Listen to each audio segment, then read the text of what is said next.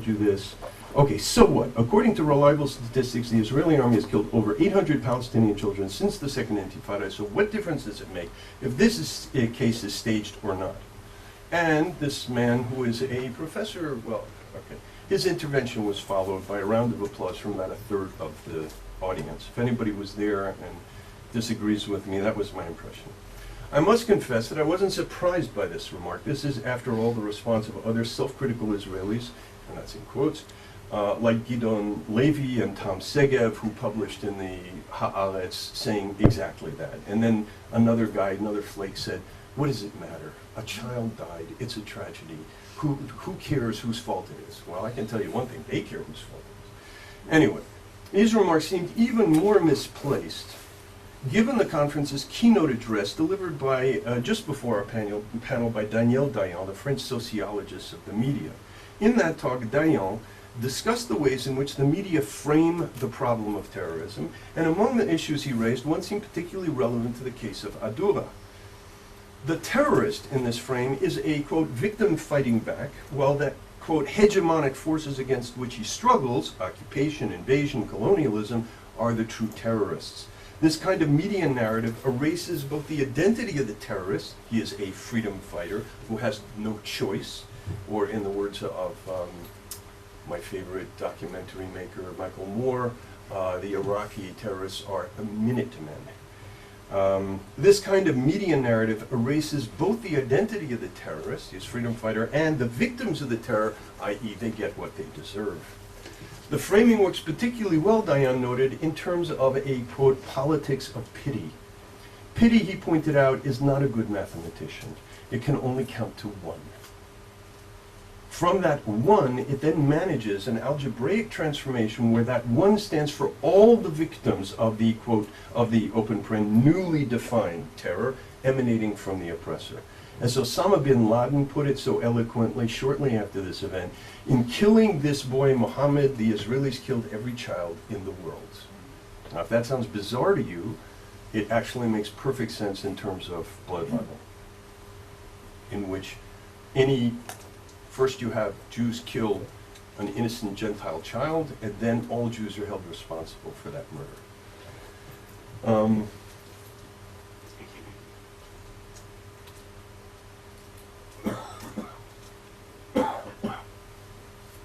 Thus, the freedom fighter uses, quote, the weapons of the weak to assault the atrocious foe, or to quote international solidarity movements activists, resistance is not terror. And since all Israeli children will eventually become soldiers of the occupation, Israel has no civilians, therefore to attack Israeli civilians is not terrorism. These conceptual remarks of Dayan shed a fierce light on the significance of Al-Durah, since the icon was not only the first ever live TV recorded death of a child in the history of this conflict, but I think of any conflict. If anybody can think of TV footage of the death of a child, I'd be very interested. And even more, not just the death of a child, but the murder of a child. This is the TV footage of the murder of a child, never before seen on TV. This defenseless 12-year-old boy murdered by the Israelis became the symbol of all Palestinian children killed in the Intifada, whether they were 18 years old and fighting or 10 years old and carrying a bomb pack. Whether, even when killed by Israelis, it was unintentional or not. Muhammad explained the terror against the Israelis. What do you expect when they kill your children in cold blood, when you kill their children in cold blood? And rendered every Israeli victim guilty. In Dayan's terms, the Al-Durah icon erased both victim and terrorist. The media, purveyors of this pivotal tale, remain loyal to the framework that they shaped, believing virtually every any Palestinian claim of Israeli brutality, piling up statistics of Palestinian civilians and non-combatants, and the whole issue, I mean, Gerald at NGO Monitor has looked into this, other people have looked into this, the whole definition of who is involved in the fighting and not is all based on testimony. And that testimony is all coming from Palestinians. And it's radically unreliable, but you know, if you get three people telling you one thing, you're ready to believe it if it tells you the thing you want to believe, which is what the media wanted to believe. When the real mass murderers, so they believe anything, piling up statistics of Palestinian civilians and non-combatants dead that made Israeli soldiers look like ruthless mass murderers. When the real mass murderers, the suicide terrorists, struck Israeli domestic sites, the media found few problems empathizing both with the victim and with the terrorist. Moral equivalence had obliterated the difference between firemen and arsonists. Indeed, for many, it had inverted the moral sense, the moral universe. The arsonists were rebel heroes, and the firemen were hegemonic oppressors. But this symbolic potency went well beyond even the Israeli-Palestinian conflict. For Muslims around the world, the Al-Durah story became a wake-up call. His image became perhaps the single most recognizable global Muslim icon until 9/11. Within months, Osama bin Laden had given his tale a central place in his recruiting video for global jihad. And I'd like to show you three things now. First is, if you haven't seen this, this is in Esther Shapiro's movie. This is Palestinian television. 4 days later, but already 2 days later, they're experimenting with this. They took a picture of an Israeli soldier firing rubber bullets at a riot in Israel caused by the Al-Durah footage on TV and inserted it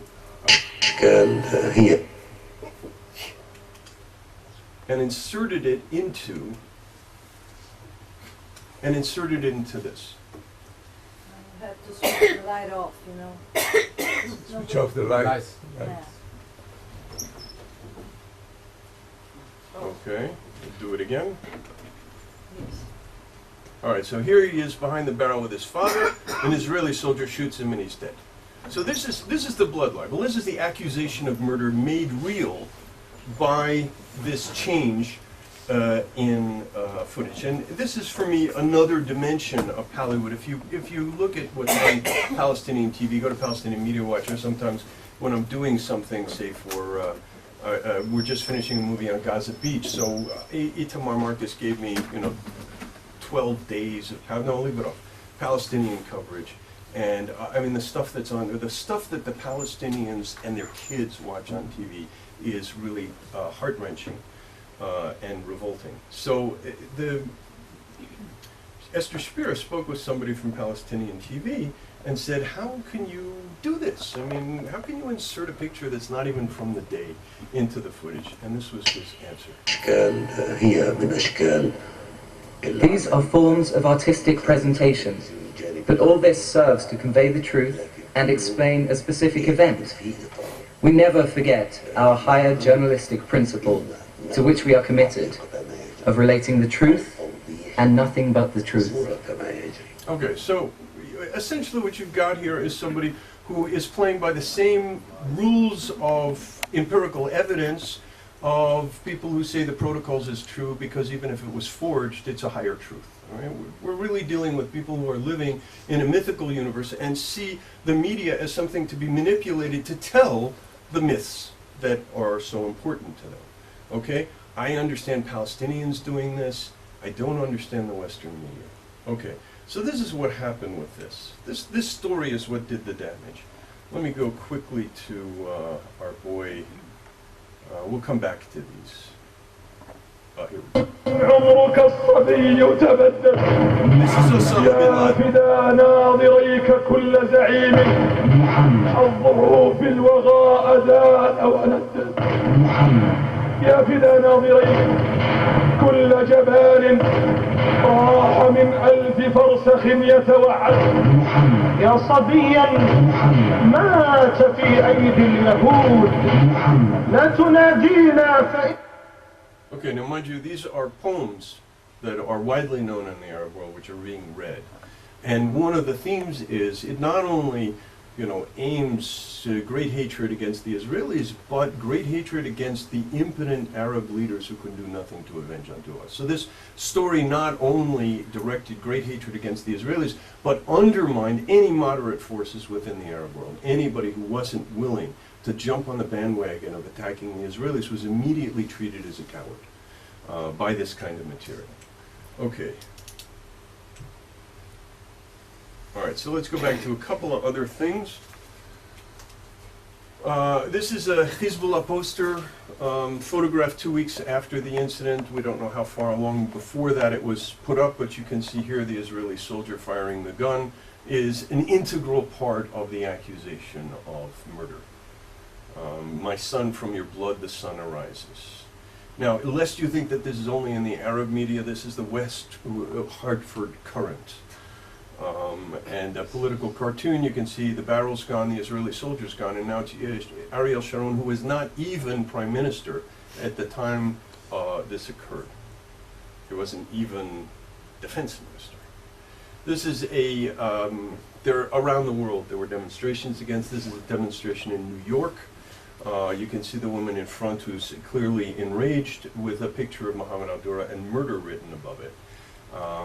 And then this is, for me, the most powerful symbolic event of the Al-Durah story. This is Place de la République, the 6th of October 2000. For the first time since the Holocaust, cries of death to the Jews were heard, shouted out in the streets of Europe. And here we have a banner which has a Jewish star, a swastika, and then over here this is the father and the son behind the barrel. And here it says they also kill children. Ils tuent aussi les enfants. And what I want to argue is that Mohammed Al-Durah is the image that ushered into the mainstream discourse something that had previously been only, stuff that Black Panthers and Red Brigade would say, which is to compare the Israelis with Nazis. And that was a marginal discourse. And after 2000, after this image, it moved to the center. The number of comparisons of the Israelis to the Nazis proliferated at an absolutely staggering rate, and now we have Nobel Prize winners and German bishops and so on. It's become a standard, and I would say Al-Durah is the sort of opening that let it through. Now, for Europeans, actually, let me read a little more and I'll get to this passage. But the symbolic potency, well, all right, so beyond the Arab-Israeli conflict, within months, Osama bin Laden is given its place a central tale in his recruiting video for global jihad. Mali in sub-Saharan Africa has a huge stone monument with a reproduction of the father and son right in the nation's central square, the capital in the central square. For Muslims, he signaled the final revelation, the apocalypse of Israel's true nature, malevolent, merciless, murderous. And he, Al-Durah, awakened an atavistic and toxic mix of genocidal anti-Semitism, paranoid conspiracy theory, and apocalyptic violence. Nor did this icon of hatred lose much momentum as it entered the Western sphere. While some circles, I'm going to skip this, most people believed Talal's narrative, as affirmed by France 2, the Israelis targeted and killed the boy, as a tale of murder pure and simple, as one European professor said to me at a recent conference in Budapest. This story resonated in Europe and the West with a completely different but equally potent issue, the Holocaust. Al-Durah, the blood libel, the icon of hatred, the symbol of the murder of children, which Israelis do every day, as this European intellectual continued in his criticizing me for saying Al-Durah was a blood libel, freed Europe from Holocaust guilt. I call it the get out of Holocaust guilt free card. As my recent European interlocutor continued, as one prominent French news analyst here you see noted, the death of Muhammad replaced the icon of the Holocaust. Okay. Indeed, the comparison of Israel with the Nazis, long a marginal trope of extreme left, moved rapidly to the center of public discourse under the aegis of this icon. So my answer to that professor of communications, a couple other things. Here's a really interesting, this is a demonstration in Paris. Top Jewish Hitlerian terrorism, Star of David equals swastika. One Palestinian dead is equal to 1,000 inhuman Jews dead. Now, I mean, this is sort of like, I love the ability of the Arab world to maintain utterly contradictory statements in their minds at the same time. It's sort of like saying the Holocaust never happened and the Jews are behaving like the Nazis. So here's this woman who's saying the Jews are the Nazis, and then comes up with this: for every one Palestinian dead, we need 1,000 inhuman Jews dead. So, okay, this passed. I mean, nobody's criticizing this kind of a discourse, or certainly having trouble getting it out. This is Durban. And here you see Israel's images of hate. Actually, for the next Durban, would like to do a campaign called Palestine's Images of Hate, and show that in fact all of the images that the world has been swallowing about Israel are images that are specifically manipulated to create hatred of Israel, and in many cases, as in this case, actually fabricated, not as in the case of Gaza Beach, the blame was turned away from the people who were responsible for the deaths of those people. There really were deaths. The other thing to note here is down here you see this guy with the kafia. That is Mohammed Al-Durah's body in effigy that was carried through the streets at the head of these huge demonstrations against Israel. Jamal was brought, the father was brought there by Yasser Arafat in his private jet. He gave lots of talks. He talked about how terrible the Israelis are. I call Mohammed Al-Durah the patron saint of Durban, and Durban is the climax of a distortion of human rights, a discourse that casts its pall over the rest of the 21st century. Okay, so let me finish.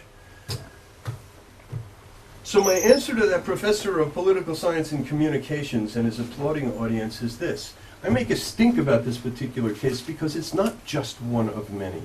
On the contrary, it is the framing narrative. Indeed, to use Daniel Dayan's term, it is a sacred narrative.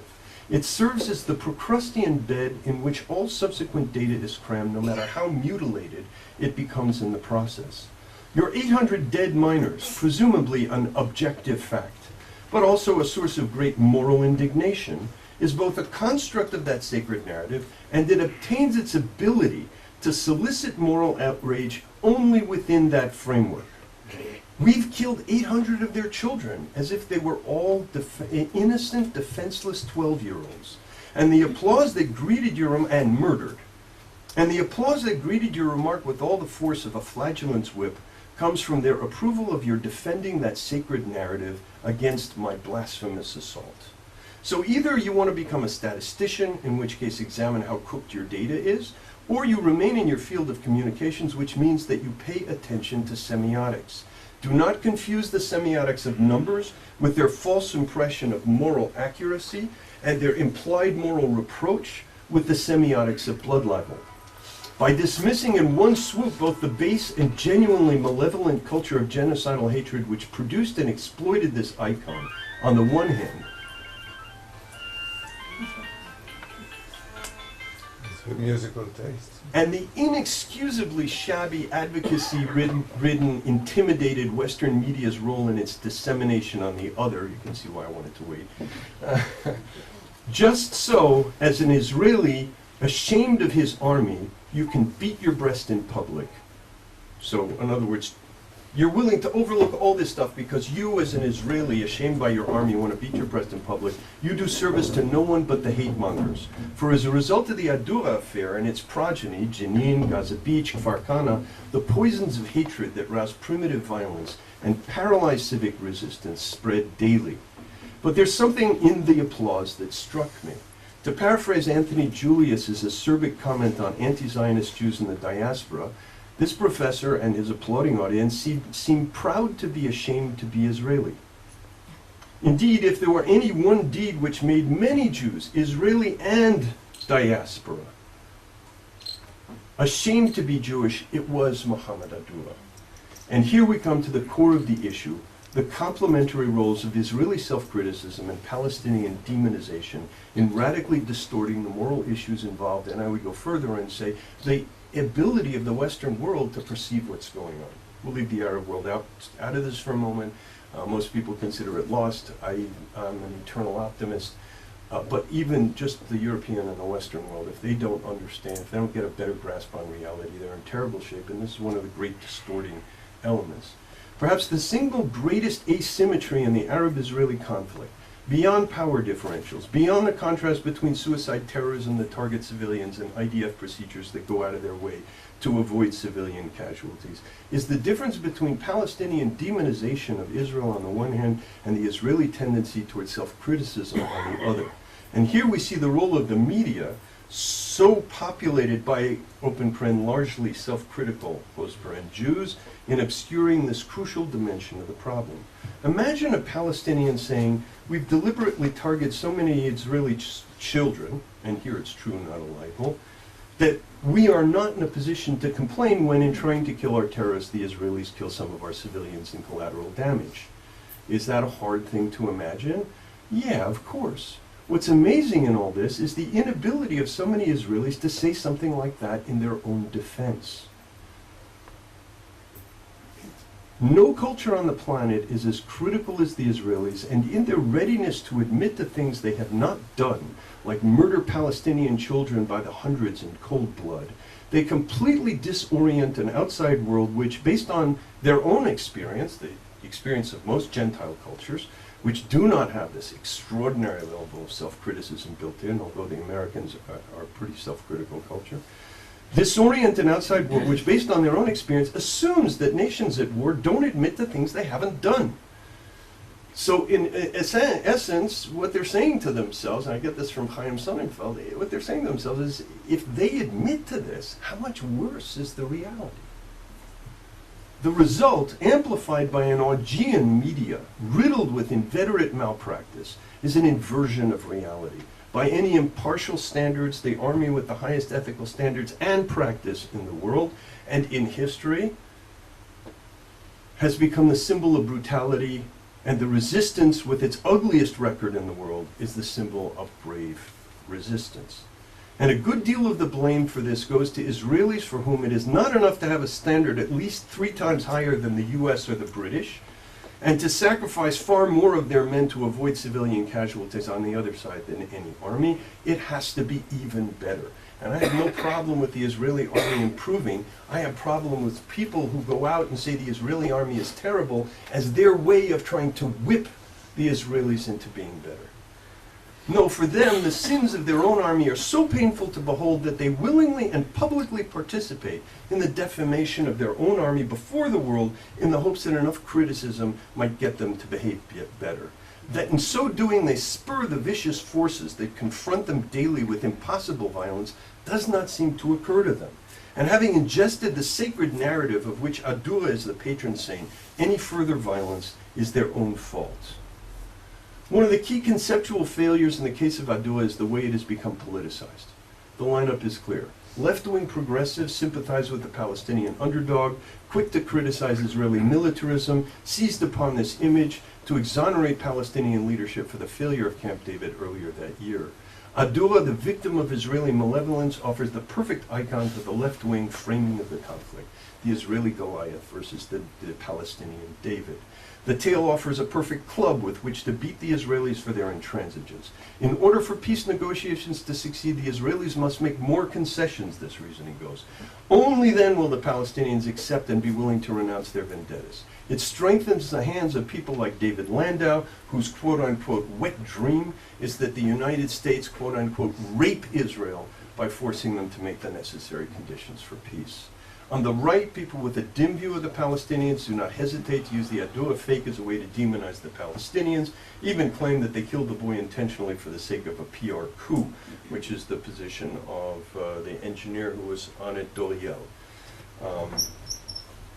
Al-Durah the fake, or even worse, the sacrificial victim, offers the perfect example of the right-wing framing of the conflict, the Israeli David fighting off the Arab Muslim Goliath. It offers a perfect illustration of why concessions will not work.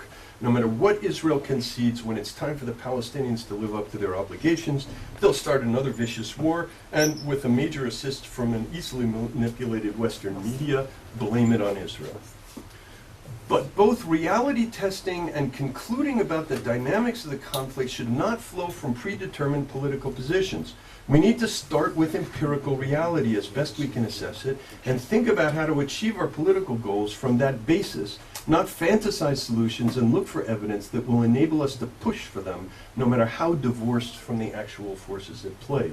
So if Al-Durah is staged, and the evidence is deeply troubling for friends too, then it represents one of the most damaging errors of judgment in the history of the news media, unleashing an icon of hatred with few parallels in the history of demonization.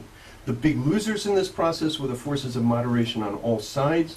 Many Palestinians eagerly threw themselves into a total war with Israel, and moderates could not even break their momentum. They could not even talk with their Israeli partners in dialogue without appearing to betray their people. And by the way, this is exactly the role that Farkhana played in the Lebanon War, where up until Kfar Khana, the Sunni world was silent on this, and anti-Hezbollah, and after Kfar Khana, it was impossible for any Muslim not to be in favor of Hezbollah. In one sense, one could argue that in this, and this is a sentence that I said at IDC and got into a lot of trouble for, in one sense, one could argue that in this particular case, the right is right. Apparently that sets somebody off. Al-Durah is not a symbol of Israeli brutality and Palestinian victimhood, but of Palestinian duplicitous warmongering and Israeli victimhood. If any side of the Israeli political spectrum has behaved badly in this, it's the left, who preferred a narrative they deemed useful over a truth they found problematic. I was talking with Beit Michael, he says, 100% Yisraelim hargu oto. Who then proceeded to heap contempt on Shachaf when I asked him about Shachaf's investigation, and dismiss him as a conspiracy nut. So eager to get this club to hit the right wing with, the left enabled this terrible blood libel. What's an outsider to think if even informed Israelis admit to guilt? Does this mean that the right is also right about the impossibility of negotiating with the Palestinians? Ironically, by failing to resist this vicious blood libel, specifically designed to create irreparable hatreds and hostilities, the left actually contributed to creating the conditions in which negotiations could not work. No Palestinian moderate could urge calm in negotiations after Al-Durah's image hit the screen. The media's and the left's explicitly pro-peace and negotiations behavior, that's what they thought they were doing, in the Al-Durah affair, adopting and protecting this icon of Palestinian suffering, offers one of the best illustrations of how the road to hell is paved with good intentions. And I'll skip the last part of it and just get to Elias Bickerman. One of the great ancient historians of the 20th century remarked, communities cannot survive the present without knowledge of the past. Thus, a historian can serve his group either by falsifying the past or by telling the truth about it. Dishonest history can ruin the group and ruins the historian himself. To paraphrase, civil societies cannot survive the present without knowledge of the world around them. Thus, as a journalist can serve his readers either by delivering false information or by telling the truth. Dishonest journalism can ruin the society and ruins the journalist himself, and in the age of global communications, ruins the global community as well. Put differently, the media's job is not to tell us what to think by manipulating the news to accord with their political agenda, but to inform the members of the public so they can make their own judgments. In the history of information warfare, the Al-Durah blood libel was a nuclear blast, strengthening the warmongering demonizers and paralyzing those who work for a consensual peace. And if, as it looks, the mainstream media, starting with Enderlin, played a key role in detonating that blast rather than playing their proper role of filtering out false news and propaganda, then we may have an important insight into the systemic weaknesses of societies committed to freedom in this era of growing authoritarianism and violence. One of the news media's main tasks is to keep the poisons out of the information system, like a dialysis machine. With Al-Durah, instead, it pumped and continues to pump toxic poisons. If we want to know why this story is still alive, and is not only because it continues to shape opinions around the world, but because it is emblematic of repeated errors that the media has made and continues to make in its coverage of the Arab-Israeli conflict. It is, like the Dreyfus affair, a test of maturity of our culture. Like the French church and army, our media is faced with the need to admit error, or at least to let the public judge. Do they have the maturity and the commitment to the truth and nothing but the truth in the real sense to allow this to happen? And as for the Israelis, the government, the spokesmen, the university professors, which is now only beginning to respond. Echad Ha'am once had some good advice. During a time of ferocious blood libels at the end of the 19th century, he said, "It is very dangerous for individuals or nations to confess to things which they have not committed."